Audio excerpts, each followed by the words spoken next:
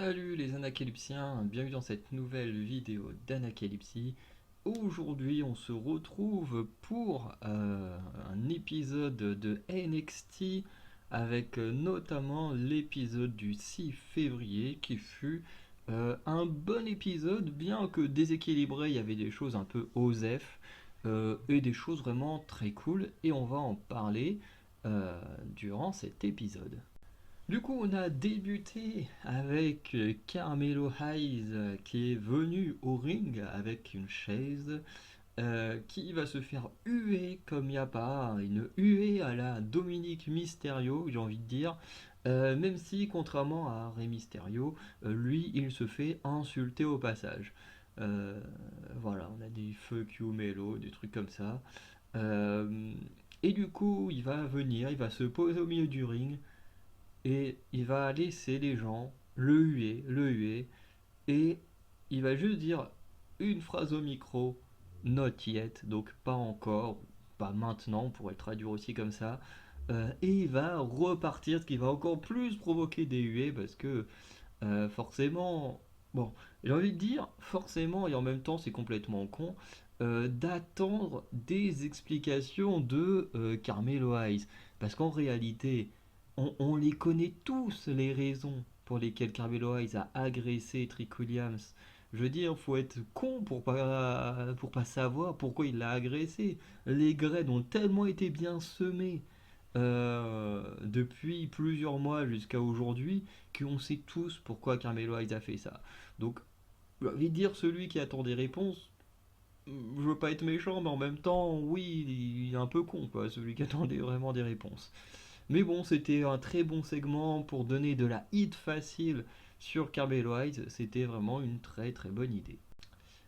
Ensuite, on a eu la célébration des Wolf Dogs qui était plutôt sympa, pas incroyable. Franchement, je m'attendais à un vrai truc avec une belle mise en scène dans le ring et tout.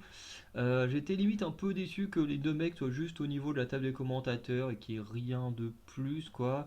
On a du coup Baron Corbin qui veut faire la présentation du groupe et Braun Breaker va le couper pour que ce soit. Alors c'est comment, Alicia Taylor, non, un truc comme ça, qui fait la. Il y a Samantha, je sais qu'il y a Samantha Irvine du côté du roster principal et du coup l'annonceuse de, de NXT, c'est Alicia quelque chose. Je crois que c'est Alicia Taylor, mais j'en suis pas sûr. Bref, du coup, qui fait l'annonce en rajoutant bien le Wolf Dogs à la fin, dont Brock Breaker lui a demandé de dire. C'était plutôt marrant et tout. Bien sûr, ils vont rappeler que gagner ce tournoi donne une chance au titre par équipe. Et au moment où ils challenge The Family, bah du coup, il y a la musique de Nathan Fraser et Axiom qui se lance pour lancer les matchs par équipe euh, avec Malik Blade et Idris Enofe qui avait été du coup teasé lors je crois de Vengeance Day où il y avait eu un petit face à face. Bref, alors le match en lui-même il était très bien, franchement. On a eu des très belles choses des deux côtés, notamment Malik Blade hein, qui a réussi beaucoup de chants du public, hein, il a beaucoup étonné le public. Et après, on a eu des petites near fall à droite à gauche, on a eu des très belles choses. Je pense notamment à un double dive de Fraser et je crois que c'était Malik Blade, mais sur l'adversaire de l'autre. Enfin bref, c'était plutôt sympa. Il y a eu, comme d'habitude, avec les voltigeurs, du beau divertissement.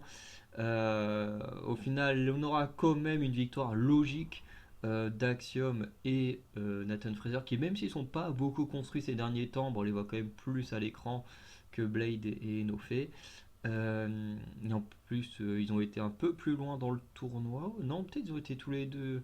Les deux équipes ont été soit éliminés au premier tour, soit Axiom et Fraser ont été au deuxième tour. Mais de mémoire, les deux équipes ont été éliminées au premier tour.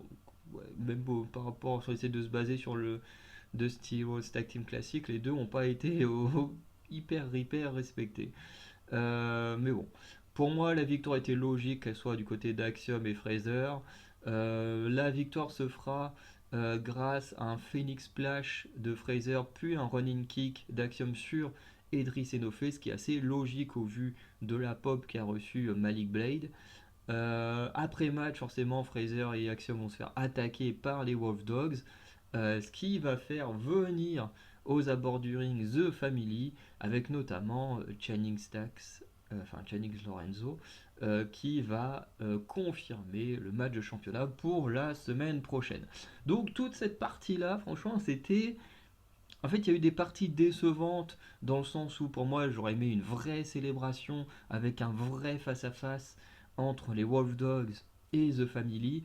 Mais en même temps, au plein milieu, on a eu un très bon match par équipe. Donc, on est assez. Enfin, dans mon cas, personnellement, je suis assez mitigé entre le segment, pour moi, qui est totalement raté, et en même temps, au milieu, un match qui est excellent. Donc, voilà.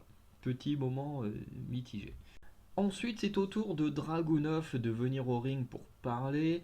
Il va notamment parler de Vengeance Day et il dit qu'il veut notamment régler ses comptes avec Carmelo Hayes, puisque Carmelo Hayes, pendant certaines semaines, a accusé Ilya Dragunov de manipuler Trick Williams, d'être celui qui a agressé Trick Williams. Je pense qu'on se souvient tous de ce moment-là, où Carmelo avait dit voilà, je vais vous révéler celui qui a agressé Trick Williams et avait annoncé que c'était Dragunov, alors que bah, pas du tout, c'était bel et bien lui, Melo.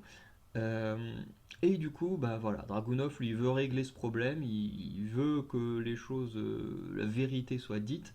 Euh, mais du coup, au lieu de Carmelo Hayes, c'est bien Dijak qui va venir au ring. Euh, et Dijak dit qu'il veut en fait détruire euh, Dragunov, lui qui se dit, alors il utilise le mot unbreakable. Il n'y a pas de mot précis en français, on pourrait dire indestructible à la limite, euh, dans le sens où voilà, Gacy se disait indestructible et Dragunov, enfin Dijak l'a battu, donc Dijak il dit que lui aussi peut battre Dragunov. Au final, en plus, il va lui envoyer une vieille droite dans le nez alors que Dragunov vend très certainement Kayfabe une blessure au nez. Euh, du coup, il y aura une petite altercation. La sécurité va très rapidement les stopper, ce qui mènera un match en main event.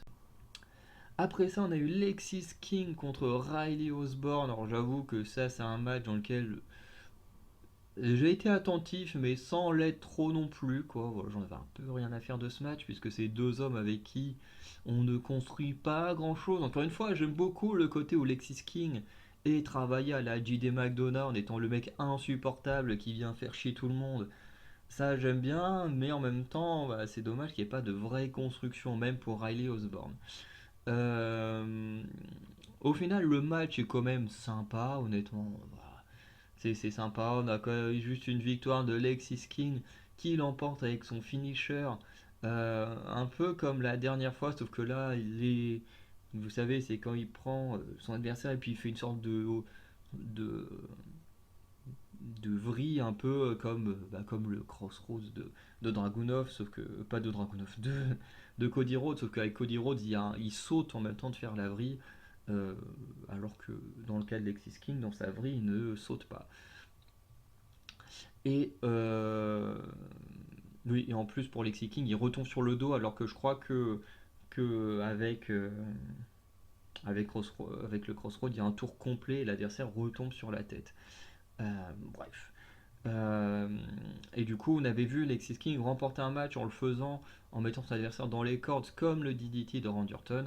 Et là, c'est la même chose, sauf que Lexis King profite d'avoir euh, déséquilibrer Riley Osborne sur la troisième corde, puisque ce dernier remarque que Thea Hay n'est pas là pour le supporter, et du coup bah, Alexis King en profite, il fait son finisher de la troisième corde entre guillemets, et du coup remporte son match comme ça.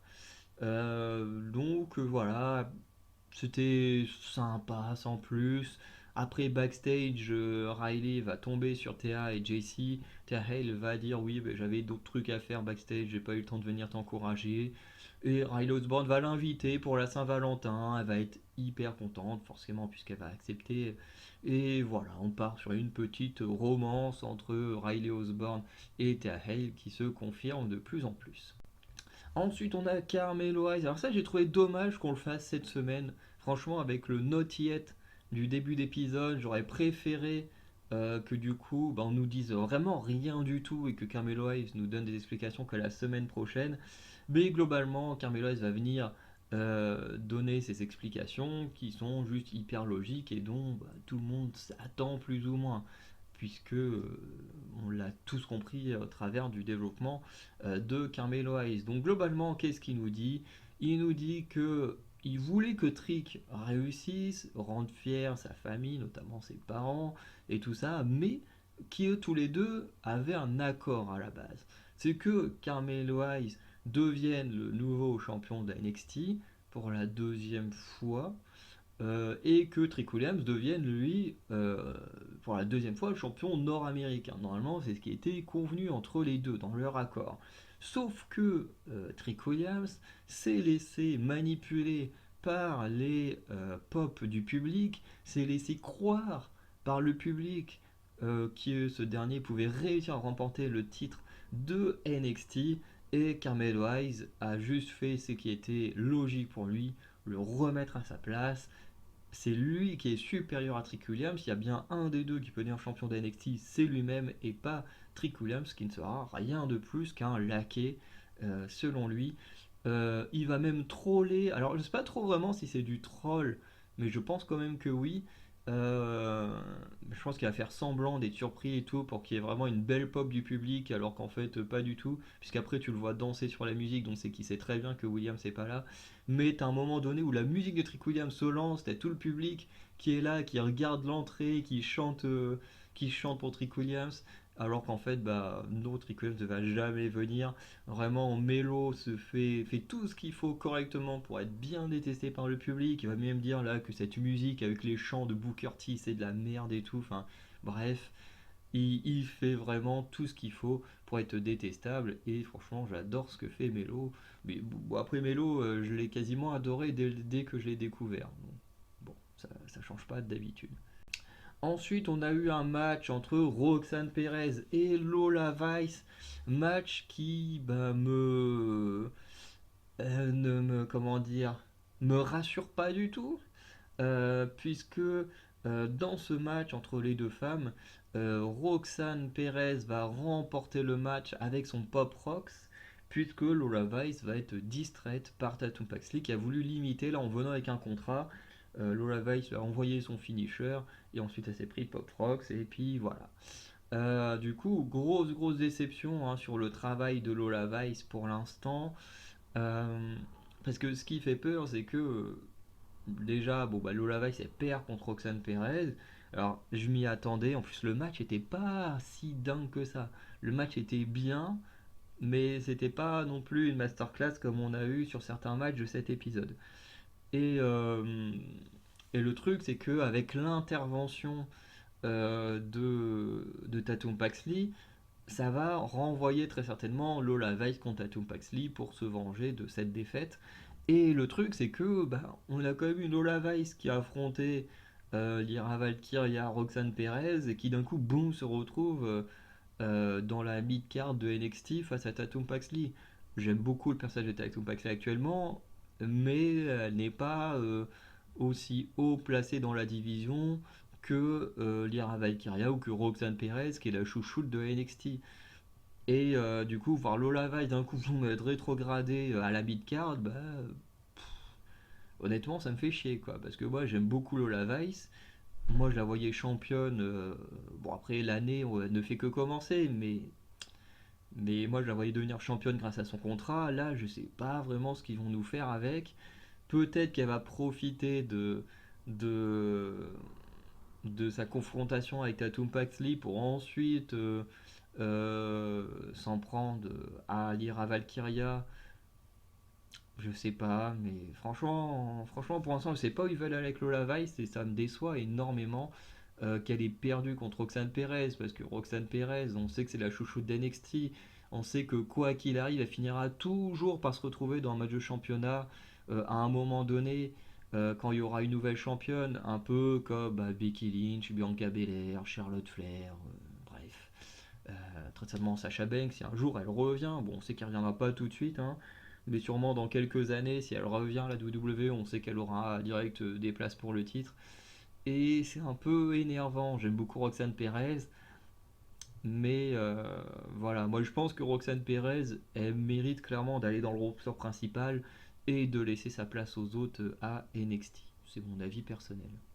Ensuite, on a eu un petit match par équipe plutôt sympa sans plus à nouveau avec Fallon Henley et Ren Sinclair contre Lash Legend et Jakara Jackson qui, si je dis pas de bêtises, Jakara Jackson faisait son retour dans le ring depuis quelques mois. Le match en soi était plutôt sympa. Bon, Fallon Henley a fait ses trucs habituels. Lash Legend, pareil. Ren Sinclair a fait des trucs plutôt sympas. On l'a vu un peu plus dans le ring que d'habitude. C'était plutôt cool, franchement. Moi, j'aime bien comment elle vend les prises, même au niveau des expressions faciales. Je trouve qu'elle vend plutôt bien les choses. Euh, au final, le move que j'ai le plus aimé, alors qui est pas impressionnant en soi, mais je crois que c'est la première fois qu'on voit vraiment un vrai travail d'équipe entre Lash Legend et Jakara Jackson. Et je pense à ce moment, je vais reprendre l'image de Randy Orton quand il fait son DDT dans les cordes, où là on avait Ren Sinclair, mais un peu dans le, bah du coup dans le sens inverse, avec la tête dans les cordes et les pieds dans les bras de Lash Legend. Et du coup, on a Jakara Jackson qui elle va faire du saut-mouton au-dessus de Lash Legend pour atterrir euh, sur Ren Sinclair, du coup, qui fait une sorte d'étranglement au passage. Bref, le move et tout, j'ai vraiment adoré. Et, euh, et voilà, j'ai trouvé que c'était vraiment très bien. Euh, et voilà, j'ai pas grand chose de plus à dire dessus. C'était vraiment le move que j'ai bien aimé parce qu'on voyait enfin du travail par équipe côté métaphore. Et du coup, on aura même une victoire de métaphore avec Lash Legend qui fera une grosse powerbomb sur Ren Sinclair. Assez logique en fonction de l'histoire racontée entre ces deux femmes-là. Voilà, c'était bien sans plus.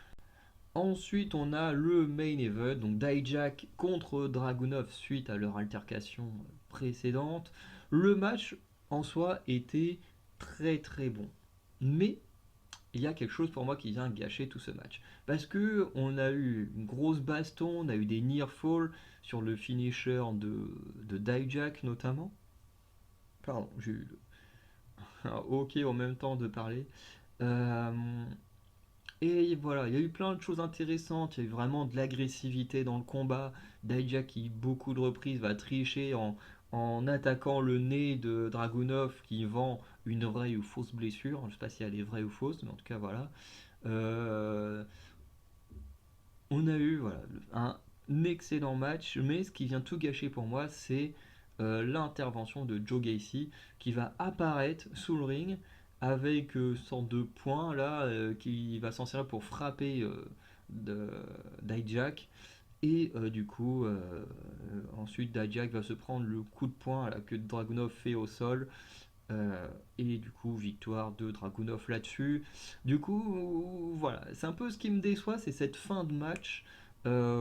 Parce que tout le reste du match est excellent. Franchement, regardez ce match, hein. Pourtant, vous savez que Dijak, c'est pas mon catcheur préféré à NXT. Mais si je vous conseille de regarder ce match, c'est que j'ai vraiment kiffé ce match.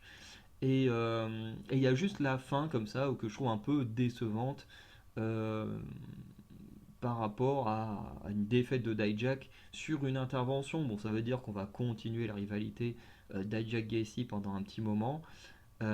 Et surtout parce que après match, Carmelo Hayes euh, va agresser Ilya Dragunov, notamment avec ce fameux coup d'avant-bras à l'arrière du genou comme il l'a fait à Trick Williams.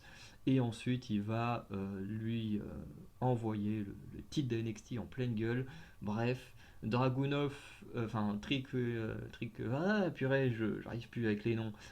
Carmelo Hayes va poser avec le titre de NXT et quand je vois ça, alors c'est sûrement parce que Carmelo Hayes est l'un de mes catcheurs préférés d'NXT, mais là ça donne tellement envie de le revoir champion. En plus en champion heel, ça changerait de la dernière fois, mais ça donne trop envie. Et ça valide de plus en plus mon idée que Stand and Deliver sera un triple threat match entre Trick Williams, Melo et Dragunov. Pour l'instant, ça valide totalement mon plan, cette agression. Et j'ai trouvé que pour terminer, remettre de la hit sur Carmel Wise était une très très bonne idée. Et en plus, pour teaser que Stand and Deliver début avril sera un match de championnat entre les trois hommes, c'est parfait. Après, la vraie question, c'est qu'est-ce qu'ils vont faire en attendant justement Stand and Deliver. Je pense qu'ils vont un peu faire des choses entre Dragunov et Melo jusqu'au retour de Trick Williams, qui ensuite tout tournera, je pense, autour du titre entre les trois hommes. Et j'ai hâte de voir ça. Ce qui serait incroyable, ce serait même que Carmelo Hayes arrive à récupérer le titre des mains de Dragunov entre avant Stand and Deliver et qu'à Stand and Deliver, ce soit Trick Williams qui remporte le titre en faisant le tomber sur Carmelo Hayes. Imaginez à quel point ce serait incroyable que Trick Williams remporte le titre sur son ancien, en faisant le pin sur son ancien mentor. Peu importe que ce soit Dragunov ou Melo le champion à ce moment-là, mais imaginez à quel point ce serait dingue. Euh, un peu comme Jey Uso qui a fait le pin sur Roman Reigns dans un match par équipe. Ce serait tellement fou de voir ça. Bref, on va conclure l'épisode euh, avec les previews de la semaine prochaine. Donc on aura The Family contre les Wolf Dogs pour les titres par équipe. Match sur lequel j'ai beaucoup d'attentes parce que je ne sais pas ce que la compagnie va faire. Est-ce que la compagnie va vraiment donner les titres aux Wolf Dogs maintenant, ce qui pourrait être une énorme surprise, et après, est-ce qu'ils vont vraiment faire perdre les titres à The Family maintenant alors qu'ils sont sur un bon règne? Franchement, je sais pas où ils vont vouloir aller. Et franchement, ce match, les deux équipes en fait peuvent gagner. Les deux équipes sont très aimées. Les Wolf Dogs peut-être un peu plus actuellement. Mais voilà, je sais pas vraiment ce qu'ils vont faire pendant ce match. Et j'ai très très hâte de voir ça. On aura Noam Dar et Oro Mensah contre Von Wagner et Mr. Stone. Ça peut être sympa. On aura Adriana Rizzo contre Jaida Parker en 1 contre 1. Ça, pareil aussi, j'ai quelques attentes pour voir ce qu'Adriana Rizzo peut faire dans un 1 contre 1. Parce que dans le 3 contre 3 Vengeance Day, je m'étais notamment plaint que les femmes, ces deux femmes-là avaient fait le début du match et qu'ensuite on les avait pas revues dans le ring. Alors on a eu le super spot de Adriana Rizzo avec son crossbody à l'extérieur du ring ou la grosse baffe avec le face-off de Jaida Parker sur Tony D'Angelo, mais à côté de ça, voilà, on les a pas beaucoup vus catcher. Donc le fait que là ils aient un match 1 contre 1, je trouve que c'est une très bonne idée pour voir les deux vraiment s'affronter pendant un match entier. Je pense que le match sera pas hyper long, mais c'est quand même bien. Et on aura un match entre Kiana James et Brynlee Reese. Brynlee Reese, d'ailleurs, je parle de ce match en dernier parce que j'avais envie de parler d'elle. Euh, c'est un perso que, honnêtement, j'aime bien. Elle apporte beaucoup d'énergie et je la trouve super cool cette catcheuse.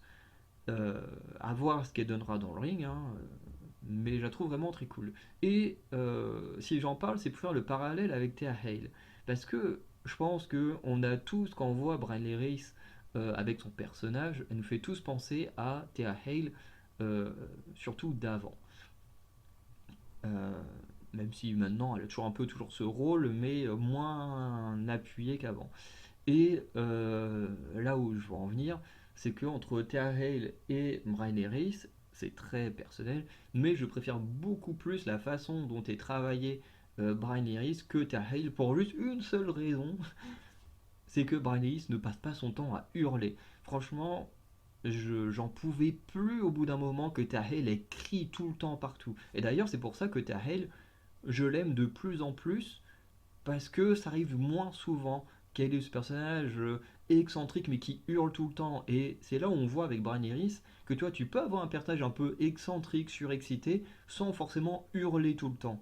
Et c'est pour ça que Brian Harris, j'aime bien son personnage. Elle apporte beaucoup d'énergie, beaucoup de gaieté. Et quand je dis de la gaieté, c'est pas dans le sens de gay, le- l'orientation sexuelle, mais de la joyeuseté sans forcément hurler tout le temps.